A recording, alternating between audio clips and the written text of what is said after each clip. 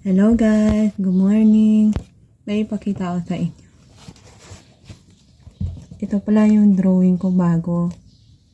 Mukha ito ni mama ko sa picture niya. Alam nyo ko kahit ganito lang makakaya ko, tutuusin, hindi talaga ako marunong mag-drawing ng tao Tinitiis ko lang ito kasi mahal na mahal ko mama ko.